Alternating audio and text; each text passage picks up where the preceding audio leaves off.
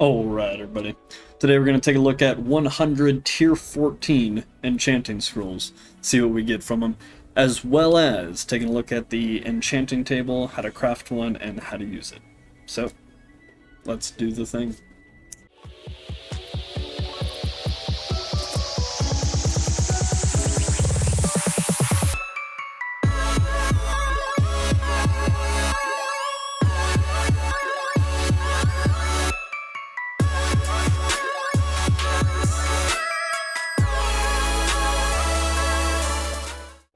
First off, to make a enchanting table, we'll head over to the workbench. You'll find it under maintenance. You're going to need elemental ingot, reinforced wood, and paper. You can make paper in the workbench. You're going to need a chemistry table for the reinforced wood, and we'll make the elemental ingot and the skilled furnace. In the chemistry table, we're going to need chemicals in order to make reinforced wood.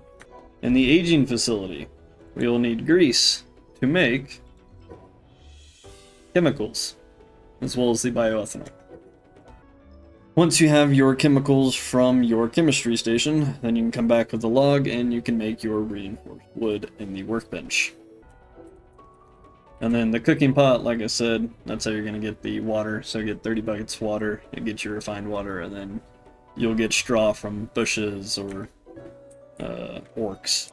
Skilled furnace, need a platinum ingot and elemental dust. Goblins, high level, or using a sin potion, like the golden goblin, will drop elemental dust. Not bad enchants either. So for a quick recap, for the elemental ingot you need platinum ingots and you need magic dust. Magic dust you get from goblins. For the reinforced wood, you are going to need grease. Grease is made in the aging facility from animal meat.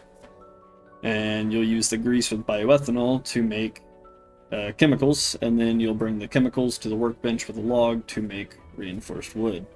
And your paper, easy enough, is you're going to get 30 buckets of water, take that to the cooking pot, that'll give you 1 filtered water, and combine that with some straw to get your paper. So, shouldn't take too long, but you will need to be in the most current age evolution to get all the things needed to make your enchanting table. But well worth it, as it is essentially the most useful piece of equipment for getting us to the end game gear that we need for 4 stacked legendary enchant gear, especially if you just have like one little hiccup on the weapon you were crafting at the time. So it only covers weapons. It can add an additional enchant if you only have 2 or 3. It can cover up an enchant such as reinforced or worm or whatever you don't want on there, but it will not cover any accessories or armor at the moment. So just covers weapons, but still extremely useful.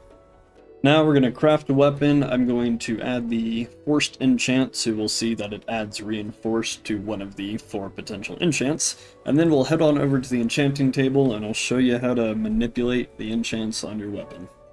Keep it simple, we'll just make a Susanoo. So I got Fafnir scale, obsidian ingot, bone, and log. So what you would normally get from here is 1 Fafnir's enchants. Obsidian, you could get the worm, or you could get the hydra.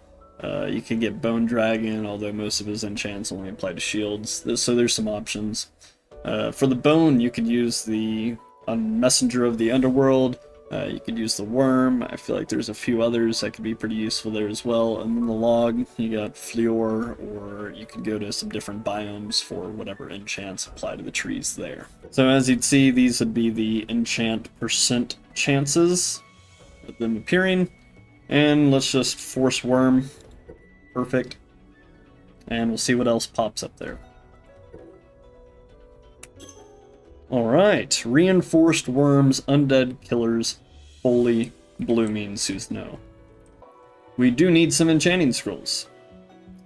So you can get these bad boys from completing the boss rush dungeon. In the more recent updates, the further you go in the dungeon up to floor 25 is the higher tier of blank enchanting scroll you'll get. Once you get the scrolls, you can give it a good right click, and boom, it'll give you an enchant that you can then use on the enchanting table to apply to your weapon.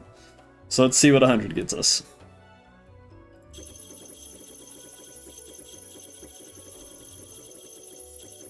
Alright, I had to use 2 hands for that. So, We got Deadlands, Undead Killer, Bouncer, Fully Blooming, Eye Contact, Golden Sky, Purging, Wise Ruler, Ruler of Indigo, and Neverending Sky. So pretty damn useful. Out of 100, I imagine those are probably all you can get from the tier 14. I don't imagine there's any that we didn't get. At 6, Ruler of Indigo, the least amount we got. So, and Purging was probably the most frequent. Looks like it. So now, the enchanting table. You can drag your weapon on over. We see that we got Reinforced, Worms, Undead Killer, Fully Blooming. So we'll scroll down to whatever enchants we want to work with. Let's just lay them all out. So now we can see all of our enchants. If you just drag and drop it, it'll cover it up. So magic attack, magic critical chance. If I don't want one of those, you can always... Even if you grab the bulk, it's only going to use one, so it's not like a concern. So maybe throw Purging on there. And Bouncer. Sure, not too bad. Check the results, that's what it's going to be. Apply the enchants. Voila. Let's say you have a weapon with only 2 or 3 enchants. Undead Killer, Fully Blooming, Underworld. Perfect. So we'll grab this bad boy, drag it on over. We have 3 of our 4 slots filled up. And if I want to add an additional slot, let's say Deadlands, cool.